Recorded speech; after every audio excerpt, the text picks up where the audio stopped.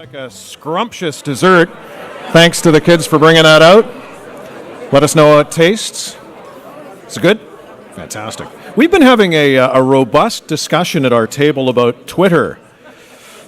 It's been quite revealing.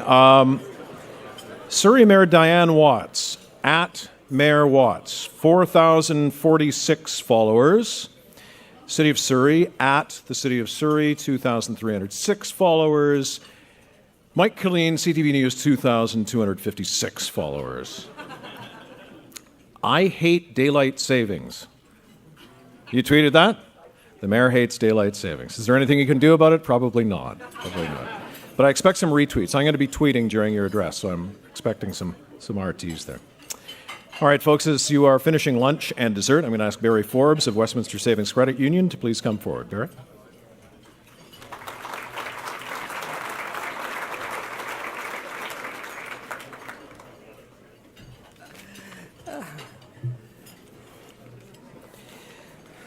Well, thank you very much, ladies and gentlemen. It's a pleasure to be back again as a co-sponsor of the Mayor's annual address to the city.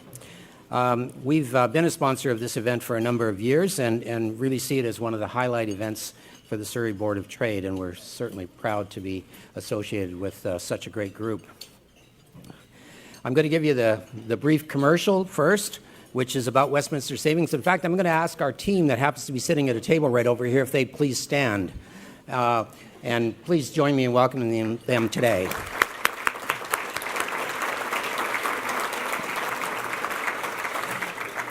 We do a lot in Surrey. We do a lot of business in Surrey. We have commercial business here, lending to small businesses, with mobile mortgage officers doing great work with families looking to buy a home.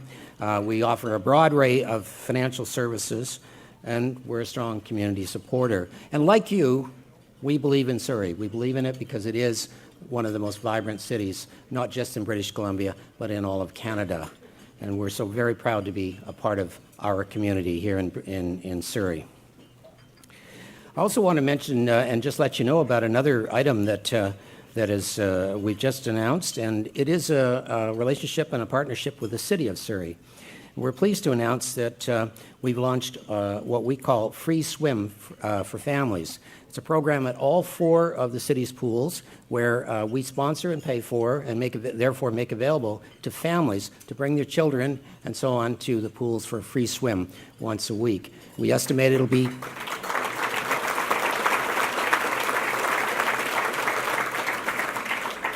sorry, I forgot it's 5 pools. Bill's backyard in Cloverdale.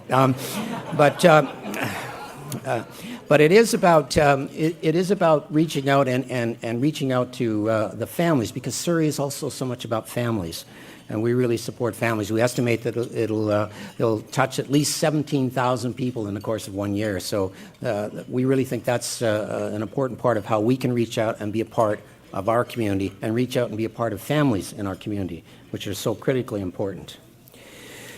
But I also have, as you know, the opportunity to introduce our keynote speaker. Mayor Watts is in her 3rd term as a mayor of our city, and this will be her 7th State of the City address to you. So a couple of milestones for you, Mayor Watts. When I was thinking about the comments that I would make about her in introducing her today, I was reminded that in many respects, the mayor's brought a bit of a unique approach to both city government and to our city in particular. And I think of it as her as being the leader of the coalition of the willing. That is that she finds groups of people who want to work together to make our city a better place. And she is the leader of those coalitions. And this room is representative, 500 strong, of the people who are in that coalition of the willing to work together to make a difference in our city. That, too, is a reflection, I believe, of our city council over these past few years. It's a coalition of the willing trying to make Surrey a better place to live. So, ladies and gentlemen, let me introduce a person to you who really needs no introduction, our mayor, Her Worship, Diane Watts.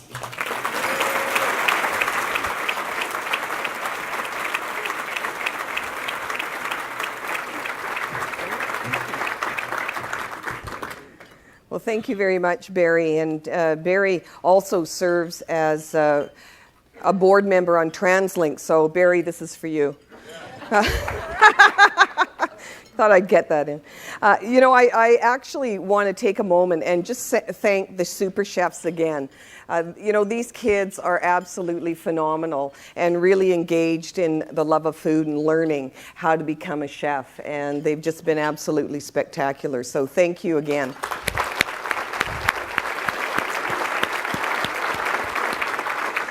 And also, in a few minutes, we're going to have another group of kids from the Centre for Child Development who are representing Sophie's Place. And one little lady, Emma, has been baking cupcakes. And she has raised almost $1,000 for Sophie's Place, and it's where children have a voice, and it's for abused children under the age of 14. So they'll be here a little bit later as well, and just an amazing endeavor by such a young lady. I would also like to take this opportunity and thank the Board of Trade, Downtown BIA, Cloverdale Chamber, the Cloverdale BIA, South Surrey Chamber, and of course Tourism Surrey. Thank you very much for coming together as an amazing group and leaders in our community to be here today and pull this together. Now, I know a little bit earlier, council was introduced, but I really want to say a couple of words about the team that we have here in the city of Surrey. And Barry mentioned that coalition of the willing. I love that.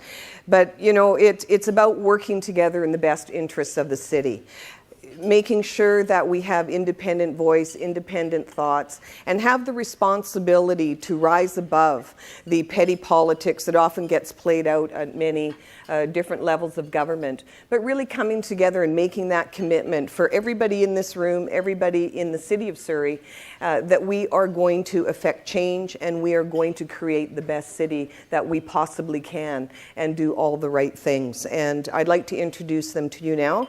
Councillor Tom Gill. Come on, Tom, stand up.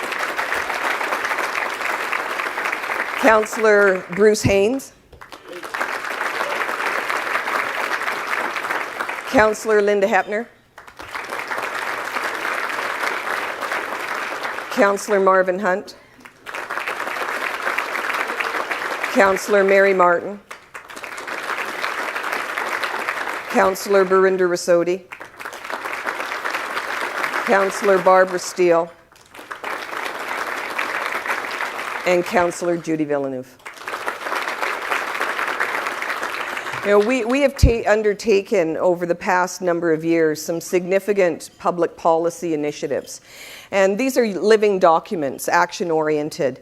And it was interesting. I just talked to a reporter a little earlier and said, okay, what's the big announcement? Well, the big announcement is around the execution and implementation of all of the public policy and plans that we've come forward with. And we have exemplary staff that at the city is just amazing in terms of how they work very closely with us. We have an amazing senior management team they're here today. Can you stand up and just acknowledge? Come on, up you get, guys. And ladies.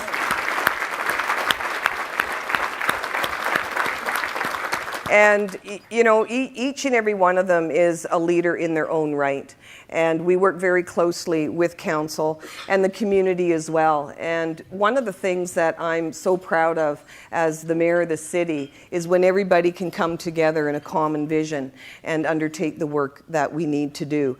And we continue to work on public policy. We continue to make sure that we are building a strong foundation for a city, improving the social infrastructure and generating economic activity and investment, and making sure that we are really creating thriving communities in every corner of the city, and healthy communities. And when we are faced with the growth that we've had, exponentially we see the challenges in that.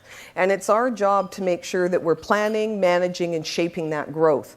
And this last census, I know it was all over the news, so we know how fast we grew, but it was actually 3 times the national average, which is significant. And we continue to have that influx. And with that small business sector as well, again, we see exponential growth. And we have an average about 2,000 businesses that open, small businesses that open each and every year. And it's really important for us to ensure that they get the best help and support that we can possibly give. And we do that in conjunction with our partners at the BIA's, Boards of Trade and Chamber, of course. Also, to our construction sector. We have really been very fortunate in terms of how we've been able to bridge the tough times that we saw in 2008. We've seen $1.2 billion worth of construction last year, and we continue to see that grow. And again, it's looking at how the shift is occurring within the region. And back in, I touched on 2008, one of the things that we did as a city through our economic action plan was to move our capital projects forward and create 4,200 jobs and create that bridge as we moved forward. But shaping growth is around making sure that we create livable communities. And housing affordability is one of those key pieces, and we've heard throughout the news and from several organizations that Vancouver is a very expensive place to live, and it will continue along that path because it's predominantly built out. But for us, we have the opportunity, again, to shape that growth. And what does that look like? Well, the housing affordability is making sure that we have choices in housing stock, and choices in terms of if you are a single person, if you are a young couple or a young family. And so when we look at what we've done within the city, we look at multifamily dwellings, we look at mixed-use projects, high density within our town centers and along the transit corridors. Well, as soon as we find out where they are, but we'll get there. Okay, where's my buddies from TransLink? Where'd they go? Okay, Shirley, where are you? Where is she? Oh, there you are. Perfect. Hi, Shirley. So I promised that I would be nice, actually, and I'm not going to pick on TransLink. So, and also too, looking at diverse housing types, as I've mentioned, because one size doesn't fit all. And there's many things that can occur in terms of multi-generational families living together, single families living together, all of those things. So that's one of the things that we really need to do in terms of when we look at increased growth, but also too is creating the environment for investment and jobs. With that growth, we have to ensure that we have jobs close to home. And we won't burden TransLink, of course, when traveling to other areas. But, implementing relevant public policy is key in everything that we do. And we want to create and foster that investment climate. And through our Economic Investment Action Plan that we rolled out a few years ago, we review that each and every year, and we fine-tune it and we make it relevant for today. And, we all know that red tape causes significant issues, whether it's in business or the processes of investment. And I set up a task force to deal with some of the issues around red tape with Councillor Hepner at the helm and chairing that committee. And I do want to say thank you very much for I know the work that has been done in that task force has been absolutely amazing. But when we look at how we can change those processes and streamlining, then we can help the investment and business community thrive as well. Community engagement has been a significant issue for us in terms of how do we better do it. And we're using so many different forms. We talked about Twitter, we talk about our website, the redevelopment of our website, we talk about all of those things. We're embarking upon some virtual town hall meetings. Councillor Rassotti is heading that up. And again, it's around engaging the community. So the community knows what's going on, they understand where we're going, they understand why we do the things that we do, and the rationale and reasoning behind that. And it really improves the relationship and understanding that we as elected officials have with either the business community, the community at large, or any other organizations that we deal with. And Surrey really has a strategic advantage when we look at our land base, when we look at the available industrial or employment lands, and also to our agricultural land base, an economic generator. We also, of course, have our border, our port, our intermodal yard, and it occurred to me that when the provincial government rolled out their jobs plan, and I looked at this quote, and it said, "Now is the time to expand the capacity of our infrastructure so we can manage higher volumes safely and efficiently." And I thought, this is great. This is perfect. Infrastructure, exactly what we want to talk about. And when we look at the Asia-Pacific Gateway, which of course we're all a part of, there is an opportunity in conjunction with Port Metro Vancouver and the province and the federal government around Fraser Surrey docks. And when it comes to dredging, we need 2 meters. Those 2 meters will spur on $1.76 billion in new economic activity and create over 1,200 jobs. And so when I look at their mantra in terms of expanding the capacity of the infrastructure, it seems to me that the existing infrastructure creates new opportunities, and we can leverage that and ensure that we can capitalize on that opportunity. And we also have aging infrastructure. And, well, I'm probably one of those as well. But oh, and a few of you too. So aging infrastructure is our Patello Bridge. And that bridge is 75 years old, but it is very strategic in terms of where it's located. You look at the South Fraser Perimeter Road, you look at the port, you look at all of those things, and you look at the Patello Bridge. And one of the things that's being done currently is the design. And that design phase is underway, and there's a lot of discussion around that as to how that'll be implemented and which toll will be where. And, you know, I just want to touch on tolls for a sec. And, our position has been that in an ideal world, we do not want tolls. I don't think there's anybody in this room that wants tolls. And we've got 2 different tolling policies. We have the provincial tolling policy and we have TransLink's tolling policy.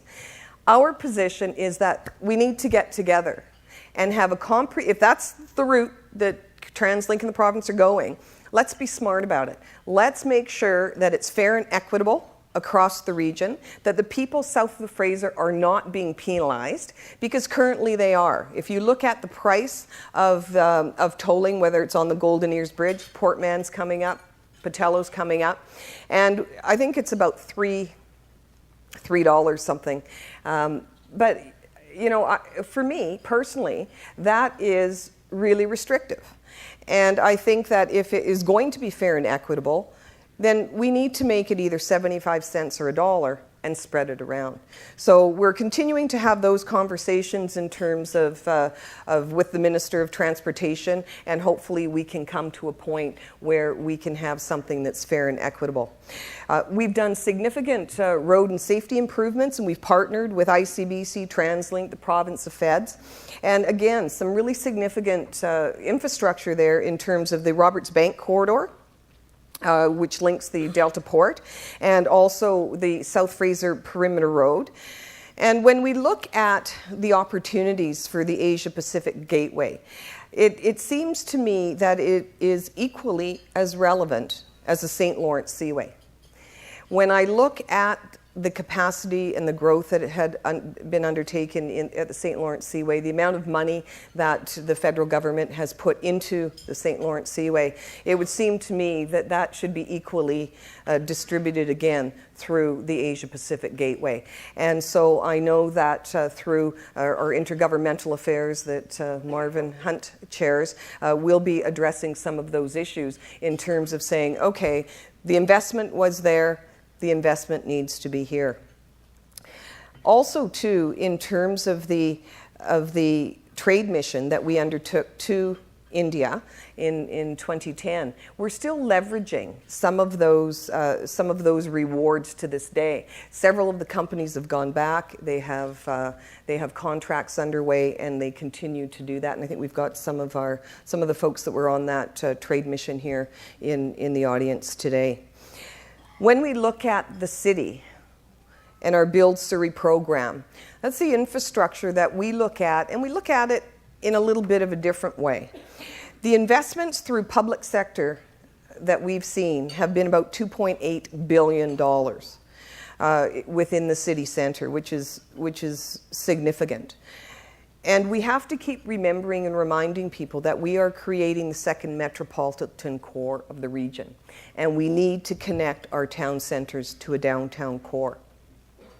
When we look at the evolution of Surrey, back in the early 1900s, people would get 5 acres of land and come out to Surrey and farm. And we evolved, became a residential bedroom community of Vancouver. We've evolved again to become a city unto ourselves.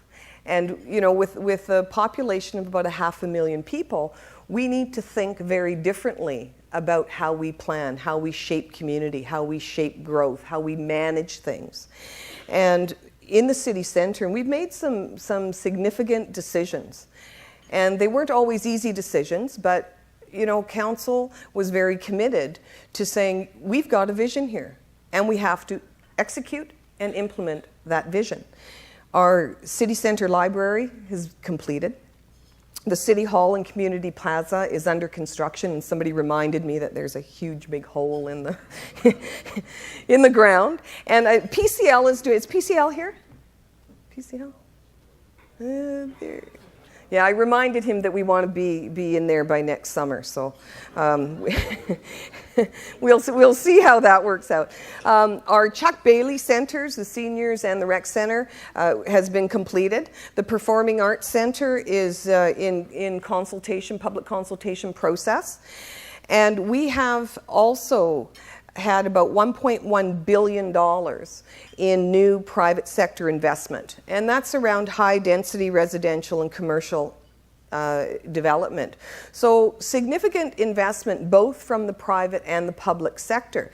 And when we look at having almost $4 billion invested, it is absolutely significant. And we have also been able to leverage some of the federal stimulus funding in the tune of about $46 million.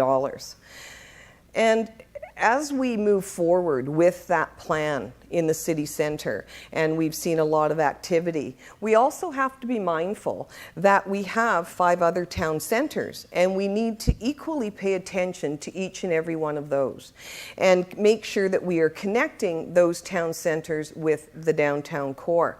And whether you live in Newton, or whether you live at Samiamo in South Surrey, or Cloverdale, Fleetwood, Guildford, we've taken a look at each of the town centres and said, okay, we have our town centre plan, we're going to densify within the core, but we're also going to build other things like turf fields and cricket fields, tennis training facilities, district policing stations, transit exchanges, fire halls, pools.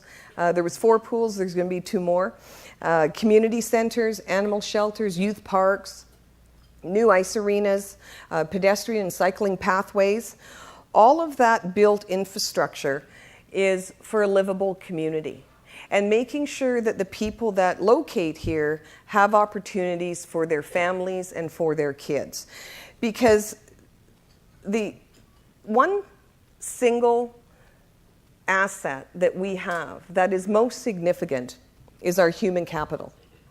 And when we look at 1/3 of our population is under the age of 19, when we look at 1,000 people a month moving into the city, we have a built-in workforce. And we need to make sure that we're preparing the next generation to compete in a global marketplace. And I don't know that we're doing a very good job of that. Several of our young people cannot access post-secondary education. We need to have strong education policies. And it's really important to make sure that we've got that infrastructure in place.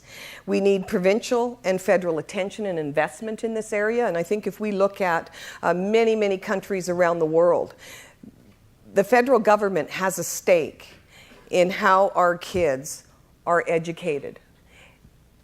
And it doesn't matter what they choose to do at the end of the day. They need to have access to post-secondary education or trade school. And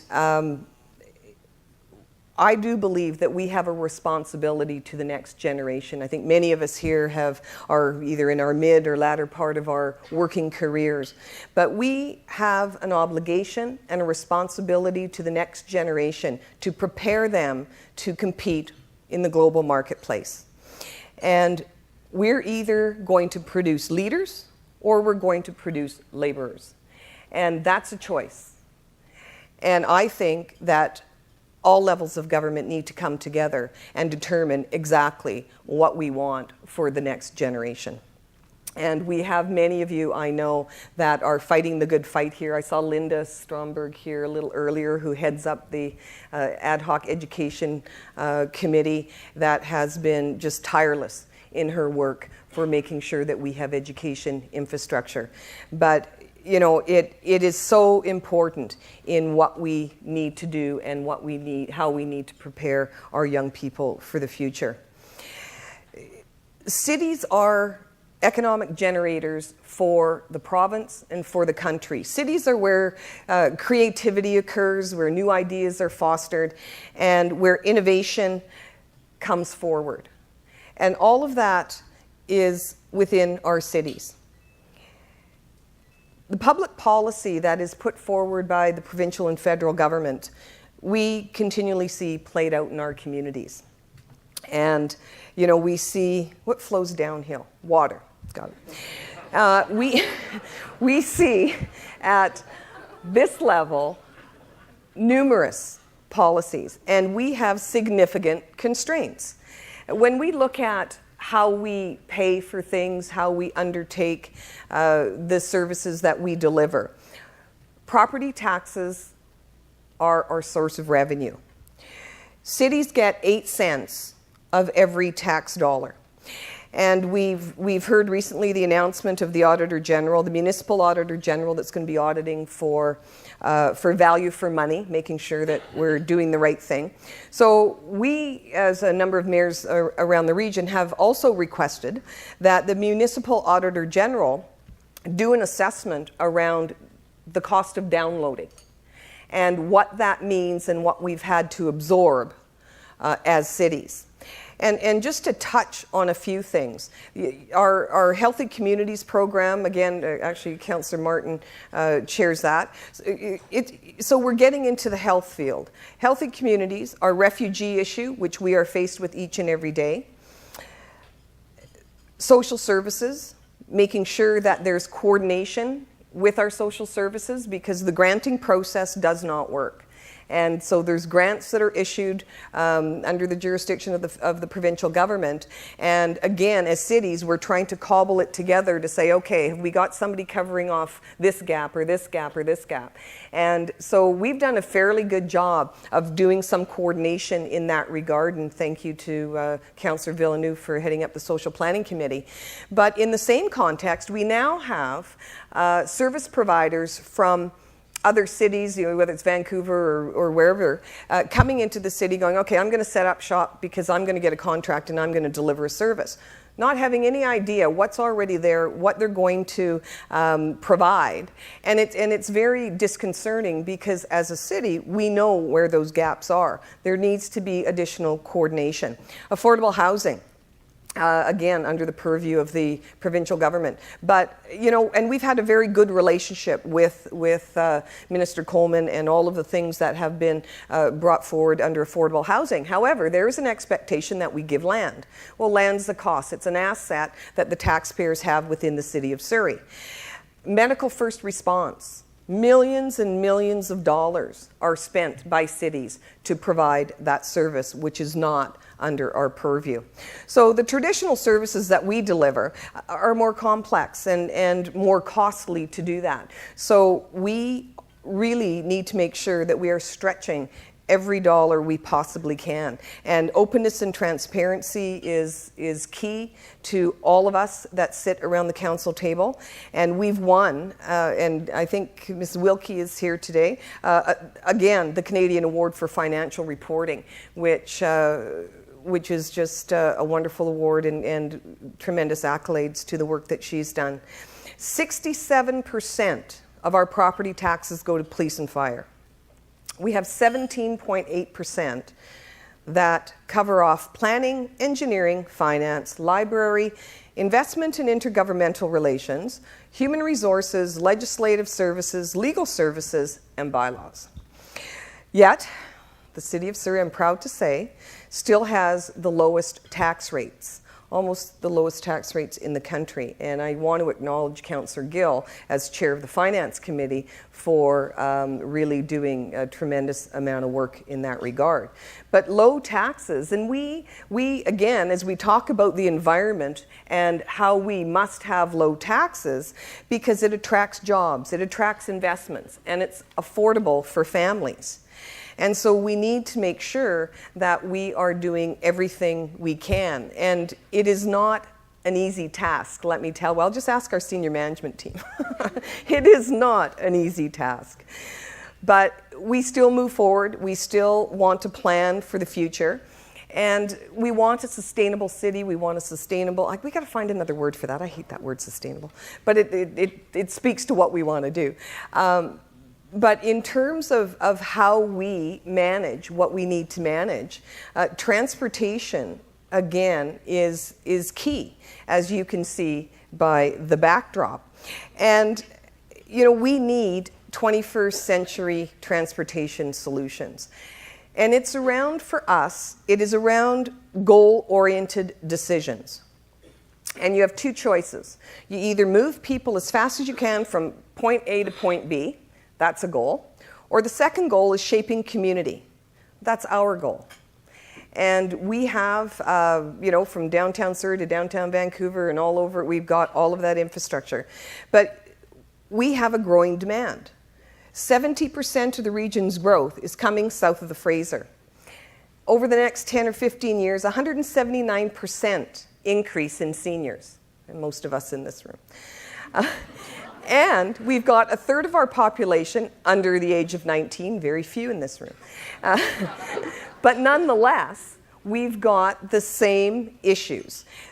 Whether you're in the seniors population or the under 19 population, there's challenges in getting around, whether you need to get to school, get to work, get wherever you need to go. There's challenges. When we look at what the vehicle registration is going to look like in the 2040 plan, it's going to be 50% higher. The road capacity, and this is just in Surrey, the road capacity is going to be 12% higher. That means 40% more congestion and gridlock. So again, it comes back to how do we plan for this? We can't wait till we're there and try and get ourselves out of it. And, so the City of Surrey pays through, actually you pay, not the City of Surrey, $160 million to TransLink each year. And we have bus service and we have road improvements, and they've made those investments. But there's also been $6.6 billion that have been invested into SkyTrain technology since the Expo line, Expo 1986. So TransLink has just completed their draft Surrey Rapid Transit study that have a few options. More buses, which I believe will just add to gridlock. Just rapid buses, well, it doesn't serve our goal to shape community. Or SkyTrain from downtown Surrey out to Langley. And again, that doesn't shape the community. It goes through Green Timbers Urban Forest, it goes through our ALR land, and it cuts Fleetwood Town Centre in half, right through the middle. And 80% of the trips are not to downtown Vancouver. They are around the region. And we know that the region is shifting.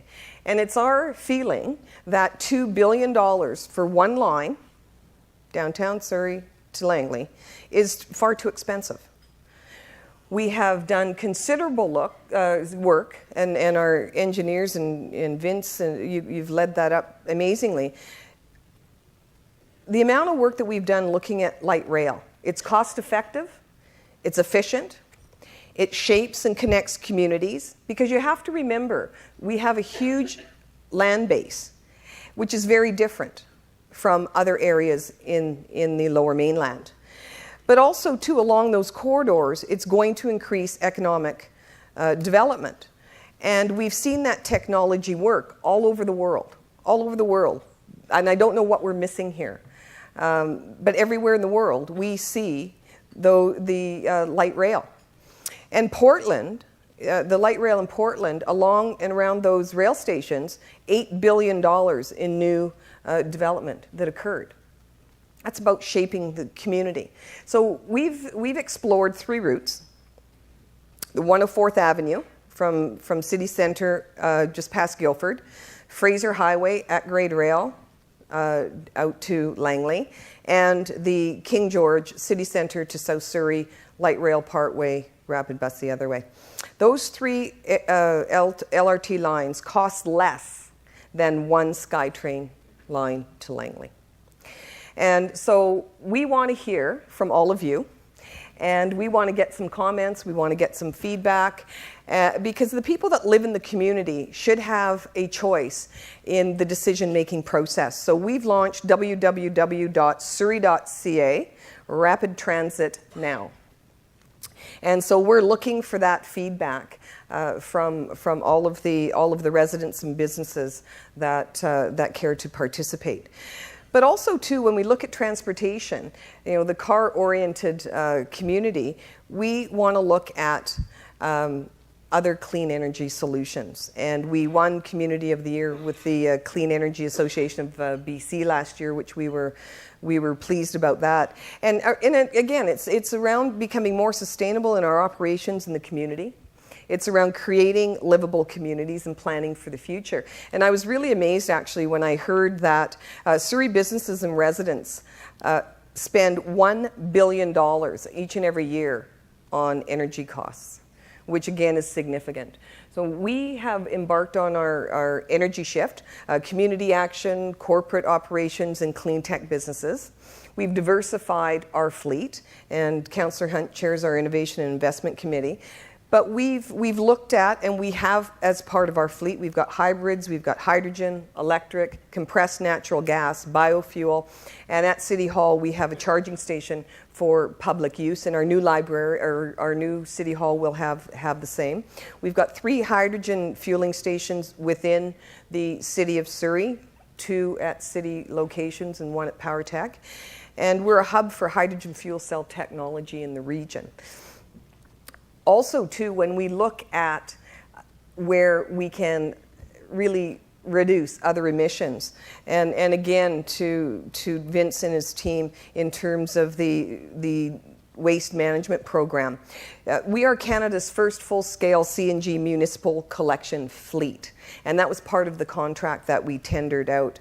And actually, Councillor Hunt brought a motion forward last night that was supported unanimously by Council, that the buses, any further buses that come to Surrey from TransLink, we would like them to be CNG buses. And by replacing one diesel truck with a CNG truck, that takes 475 cars off the road. That's the equation, which is significant. So for us, it's really important that we're doing what we need to do, and we want to make sure that our partners are doing exactly the same thing. And again, our organic waste is being processed at will be processed at our Surrey Biofuel facility, and again, using that power to power our waste and recycling trucks. And so we're looking at every opportunity, because I think everybody in this room well knows that fossil fuels are not the way of the future. We're looking at clean energy. We continue to develop our Clean Tech Commercialization Centre for demonstration projects, new technology, in partnership with Simon Fraser University, BC Hydro, and PowerTech Labs. And all of those things we're planning for the future, and it's really important to make sure that we're doing that now. And that equally comes to when we look at enhancing and protecting our natural spaces. Councillor Hayne is the chair of the Environmental Advisory Committee, and we look at building a city. We also need to look at the green infrastructure. What does that look like? How can we preserve the natural spaces? The two key initiatives under that regard are the eco-management study and the biodiversity conservation strategy. And those two pieces are very significant in terms of how we want to ensure that as we're building, we're also protecting. Our seniors, and I've just said that a little bit earlier, 179%, that seniors population is going to grow. And we've got significant challenges that we face. And, you know, when we look at the seniors, it is under the jurisdiction of the provincial government. However, they live in our city. And so we need to make sure that we're doing all the right things here. And I've got to really acknowledge Councillor Steele for her work that she has done in that regard, and moving forward with the seniors accessibility strategy and planning for the future. But it's around looking at housing, transportation, supports, issues around elder abuse and fraud. And she's spearheaded 13 forums, seniors forums around the city that have just been absolutely amazing and packed to the rafters each and every time. And it's around making sure that we have all of those supports for our seniors population. And I also do want to acknowledge Councillor Villeneuve in terms of the work that she's undertaking on the expansion of arts and culture. And one of the things that we wanted to do was really bring it to the forefront. We're doing a lot when it comes to arts and culture, and you know, we don't always get our message out there. But we were in 2008 the cultural capital of the world, I wish. Now there's a goal. There's a goal of Canada. Yes. And so, you know, from that, we've done many, many things. The Newton Cultural Centre, which is completed. We've got the South Surrey Art Space and Arts Centre, which is in the design phase. We've also got phase 2 of the Surrey Museum, again, design phase. Performing Arts Centre in our city centre is in public consultation right at this moment. And we have about 500,000 people that attend our major festivals. And we've been very, very lucky in terms of having sponsors that really each and every year are so happy to be part of what we do in the city. And we want to make sure that these are family-friendly events, that we can offer something to the community and the kids of the community that are free events. And we've got a number of those that we have undertaken. Party for the Planet is coming up, which is a great event. The Canada Day celebration, largest in Western Canada. We are also host city to the BC Summer Games, and that speaks to part of the sport tourism piece. Councillor Hepner co-chairs the BC Summer Games, and Councillor Haynes is a director on that. We'll have the opening ceremonies on July 9th at Holland Park. Also, our Fusion Festival, and I talked a little earlier about cultural capital, and each and every year it's growing. It's the largest multicultural celebration in British Columbia. I think last year we had about 32 countries, and Councillor Martin, she chairs the Diversity Inclusivity Committee for the city, and that's one of the feature events there. We also have coming up the Surrey International World Music Marathon, and Elizabeth Modell there is Iron Woman, yes. And we've got, actually it's a 3-day festival at the Central City Plaza. And it's really going to be amazing. I think Councillor Rissotti, are you doing the full marathon or half? Half. So she's doing that. My running days are over. Since I broke my back, they're over. So, but I'll be walking. I will be walking. But again, you know, the sponsorship that we've been able to, and Mary and your team, has just been absolutely amazing. $1.3 million in sponsorship and about $1 million in media promotion as well. And those events are just really a cornerstone of what we do in the city in terms of bringing community, building community. But also, too, we want to make sure that we have a safe community. for our families. And we've been very blessed with, on a number of fronts here, with our fire department. We've got Len Garris, who is here, who has just been an amazing innovator in terms of how we can position the firefighters and how they undertake the work that they do. And so they're doing seniors outreach. They're doing a whole program right now around smoke alarms and seniors. Our crime reduction strategy been very, very involved in that. Our EFSI, which is our Electrical Fire Safety Initiative in terms of grow ops, we've seen between an 81 and 84% decrease in grow ops. And it's around how do we do things differently, smarter, and how do we partner with all of the people that we do. But also, too, we've also had the RCMP here for over 60 years. And it's the largest RCMP detachment, I can say, in the world. I can say that. And, you know, when you look at the numbers, actually, it's quite amazing. I mean, here in Surrey, we've got about 661 officers and 250 support staff. But we've also got almost 10,000 RCMP officers in British Columbia and 26,000 across the country. And it served us well because not only policing within the city, but that seamlessness with the province and the national perspective has been worked for us very, very well.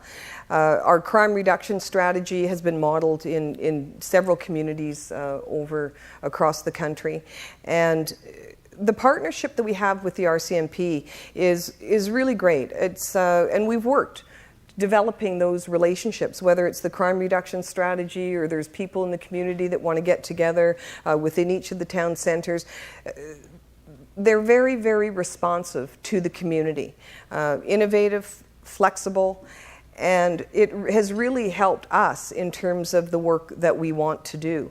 But you know, that's not to say that we haven't got more work to do. There certainly is. We're doing some significant work right now on youth, kids at risk, domestic violence. Again, Councillor Basotti heads that up. Community engagement, all of those things. The province is just embarking right now on the criminal justice review. And we've got our justice precinct and our courthouse there. So we want to work with the province to really improve that system and look at timely, effective prosecution, more efficient charge review processes, and more capacity. And they will be leasing our city hall as we continue to move up to city centre, and just developing that justice precinct. But I have to say that we have a very, very good working relationship with our courthouse and with Crown. And so again, it's being innovative and doing things that aren't necessarily done in other areas across British Columbia.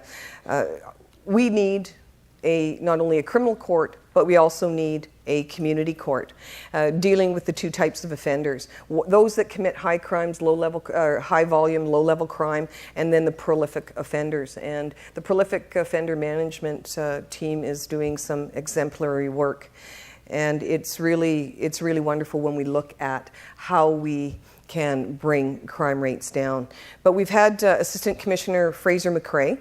He, over 35 years of service within the RCMP, he will be retiring June 1st, which we are very sad to hear.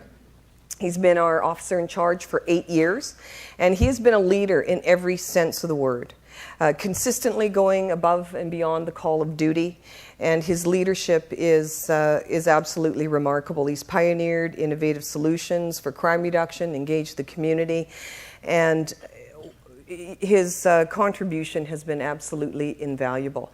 And Fraser, we want to thank you very much for your work in Surrey, the partnerships that you've forged, and I know that your shoes will be hard to fill. And we do have something for you. Come here.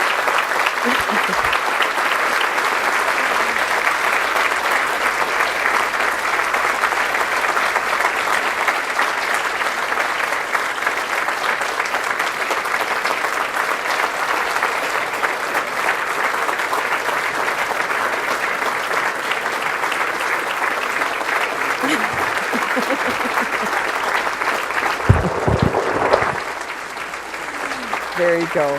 Thank you so much. Thank you. Oh.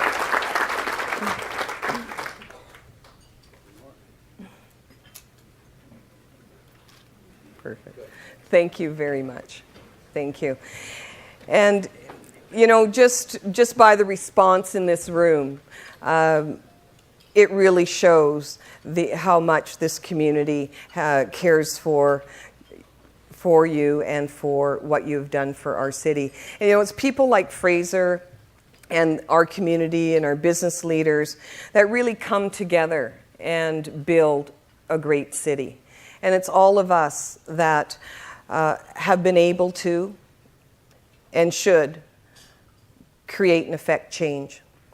And we all need to be part of that change, and we need to be there together.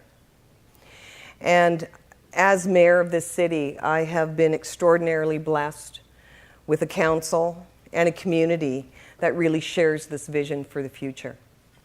And it doesn't matter where I go, we continually hear about the community spirit of the city of Surrey. So I want to thank each and every one of you for that. And I want to thank you for caring such a great deal about the city of Surrey. Thank you.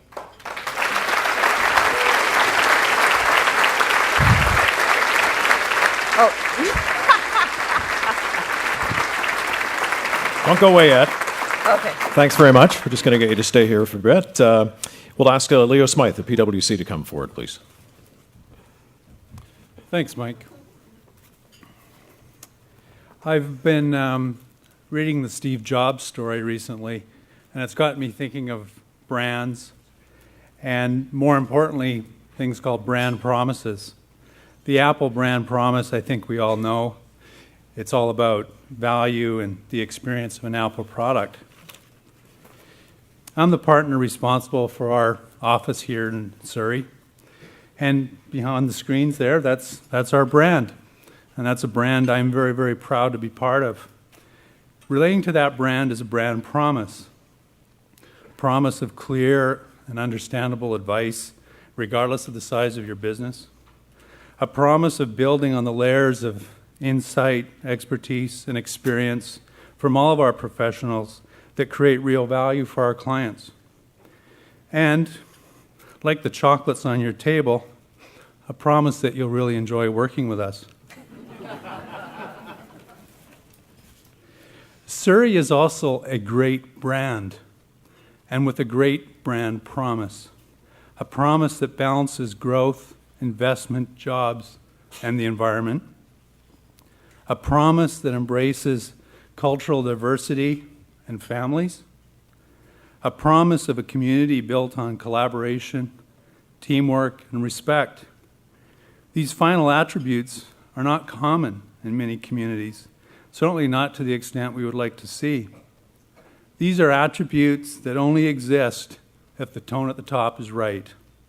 And in speaking of having the right tone at the top, it's my pleasure, Mayor Watts, to thank you for your presentation today. And we have for you a donation in your name to Sophie's Place in thanking you for speaking at this luncheon today.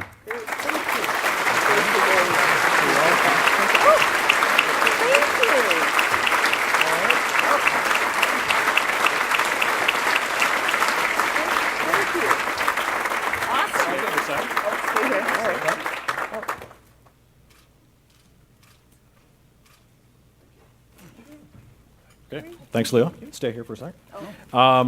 One more thing to do. Super Chefs, that fantastic dessert. Did everybody make it through dessert? Wow. Wait for the whole afternoon. One more presentation for you, Mayor Watts. Can I just get you to hang it?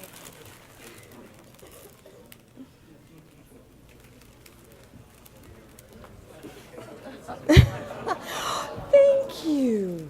That's great. Thank you. Turn around. Oh, no.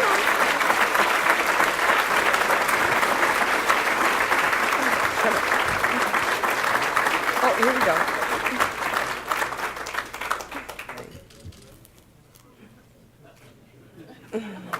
Thank you, guys. Thank you. All right, thanks, guys. So you got your own apron now, is that right? do. All right. You have to go home and bake something tonight for sure. Yeah, right. All right. Good answer. All right, thanks again to Super Chefs. Thanks to everybody. Thank you again, Leo. And once again, thanks to PwC and Westminster Savings Credit Union, along with the Leader newspaper, for supporting this afternoon's event. One last item. If you have a gold seal underneath your coffee cup, you get to take the table centerpiece with you. Thank you, Mayor Watts. Thank you for all attending today. Mike Killeen from CTV. See you tonight at 6. Good afternoon.